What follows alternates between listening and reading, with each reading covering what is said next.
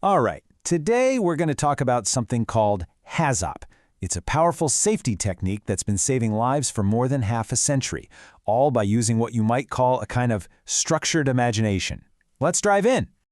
Just take a look at this chemical plant. It's basically a city of pipes, vessels, and reactors, right? And it's all operating under some seriously extreme pressures and temperatures. The stakes here are just incredibly high. A single failed valve, one misunderstood instruction, and you could have a disaster on your hands. So, the billion-dollar question is, how in the world do you find a problem before it happens? Well, this isn't a new problem. Not at all. In fact, the solution we're about to unpack was actually born from a real crisis, from necessity, when one company knew they had to find a better way to ask that simple, terrifying question, what could go wrong? So the story really gets going back in the late 60s. The chemical giant ICI, over in the UK, was having a ton of trouble with these new massive plants they were building.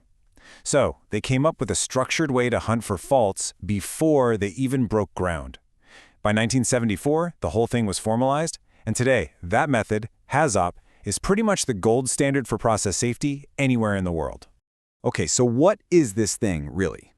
Let's pull back the curtain on the HAZOP study and see what makes it such an incredibly powerful and, well, structured way to go looking for trouble. At its heart, HAZOP stands for Hazard and Operability Study. Now, the key words you really got to latch onto here are detailed, systematic, and multidisciplinary team. This is not a casual chat, It's not a few people brainstorming over coffee. It's a rigorous, collaborative deep dive designed to find every possible hazard and operational snag. The power of HAZOP really comes from four key things. First, it brings all these different experts into one room. Second, it follows a very strict, repeatable process. Third, it uses this really unique system of Guidewords to kind of spark creative thinking about what could go wrong. And maybe most important, its entire purpose is to be proactive, to solve problems on paper long before they can ever become a dangerous reality. Yeah, I know. That might all still sound a little abstract. So to make this idea really simple and concrete, we're going to apply the core logic of a HAZOP to something we all know how to do, filling up a car with gas. So every single HAZOP starts with what's called a design intention. It's just a simple, super clear statement of what is supposed to happen. In our little example here, the intention is to get diesel into the car tank, quickly but safely.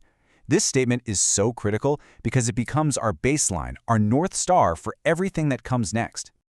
Okay, now the team starts looking for deviations from that intention. So take a look at the table. What if there's more quantity than intended? Well, the cause is probably customer error, and the consequence? They might not be able to pay. Okay, what about more flow? Maybe the pump handle fails. Now that's a whole different story, a major fuel spill and a serious fire hazard.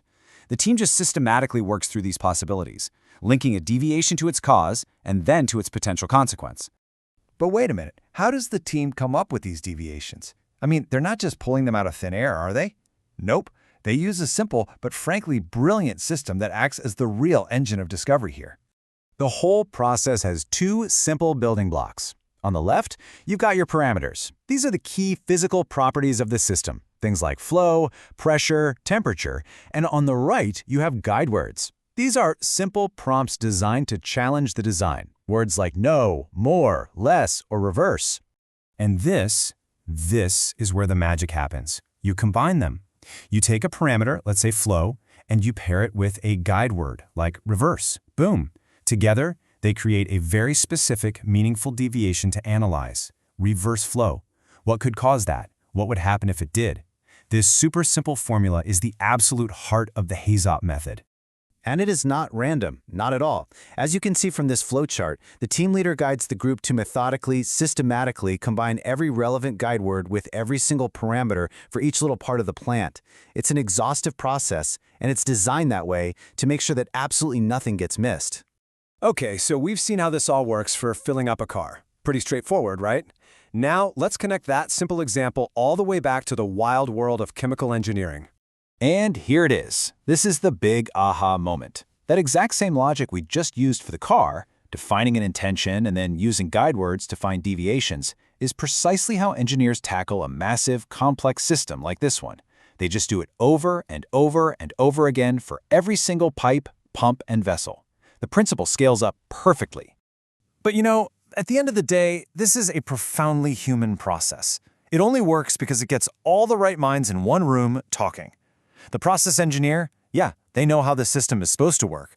But the plant operator, they know how it actually works on a Tuesday night when it's pouring rain. And that combination of different kinds of expertise is what really uncovers the hidden risks. This quote from the official Guide to Best Practice just sums it all up perfectly. HAZOP gives you a rigid structure for finding hazards, but inside that structure, it gives you a chance for real, creative thinking. It's really the best of both worlds. You get systematic rigor and collaborative imagination all at once. And here's something you might not expect. While HAZOP is first and foremost a safety tool, over 90% of companies that use it also use it to find operability problems. Things that just hurt efficiency or quality. So it doesn't just make plants safer, it makes them run better and, more profitably too.